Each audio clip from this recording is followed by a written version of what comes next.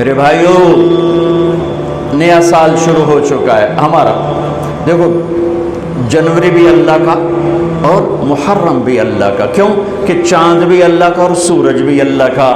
یہ بھی تعصب کی بات ہے کہ یہ کافروں کا سال ہے، یہ مسلمانوں کا سال ہے.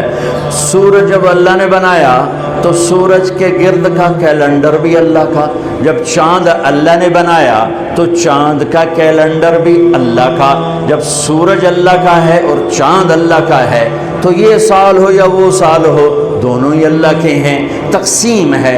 اللہ نے اپنے محبوب کی امت کو چاند کے گرد گھمایا اور باقیوں کو سورج کے گرد گھمایا. لِتَعْلَمُوا عَدَدَ السِّنِينَ وَالْحِسَابِ، تاکہ تم سال اور مہینوں کا حساب کر سکو.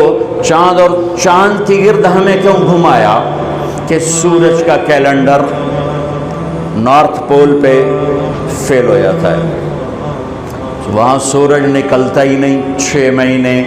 جہاں 2 مہینے نہیں نکلتا وہاں تو میں بھی گیا. اس سے اور آگے جاؤ تو 6 مہینے سورج نہیں نکلتا اور 6 مہینے ڈوبتا نہیں ہے. تو سورج کا کیلنڈر نارتھ اور ساؤتھ پول پہ فیل ہو جاتا ہے، پتہ نہیں چلتا دن ہے یا رات ہے.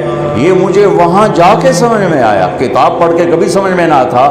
میں جب وہاں آخری دنیا کے کنارے پر پہنچا تو میں نے دیکھا وہ سورج کے گم ہونے کے دن تھے. سورج کے گم ہونے کے دن تھے تو چاند چمک رہا تھا.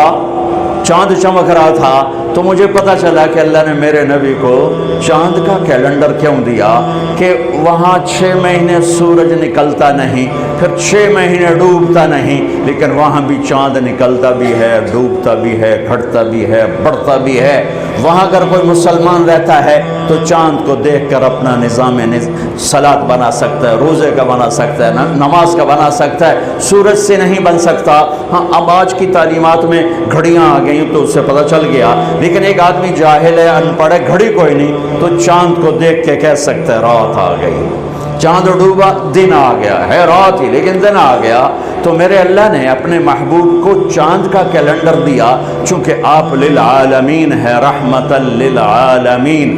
تو اس کا تقاضا یہ تھا کہ دنیا کے جس خطے میں میرے نبی کا امتی موجود ہو اس کو نماز کے ٹائم کا پتہ ہو، اسے کیلنڈر کا پتہ ہو، روزے کا پتہ ہو. اس لیے چاند کے گرد گھمایا ہے. ہمارا نیا سال ہے، وہ بھی ہمارا ہے، یہ بھی ہمارا ہے. یہ تعصب کی بات ہے، وہ کافروں کا سال، یہ مسلمانوں کا سال. ارے چاند بھی میرے رب کا اور سورج بھی میرے رب کا. ہاں، ہمارا کیلنڈر اللہ نے اس لیے گھمایا جو میں نے آپ کو وجہ بتا دی ہے. لیکن اس میں اللہ نے ایک ایسا واقعہ،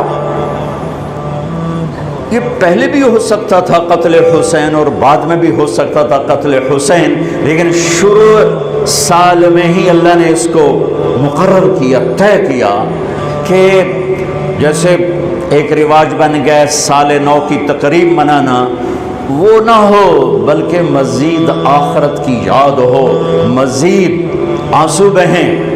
دنیا میں آج تک کسی واقعہ پر اتنے آنسو نہیں بہے. 1378 سال ہو چکے ہیں کربلا کے واقعہ کو، 1378 سال گزر چکے ہیں. کوئی سال آنسوں سے خالی نہیں گیا.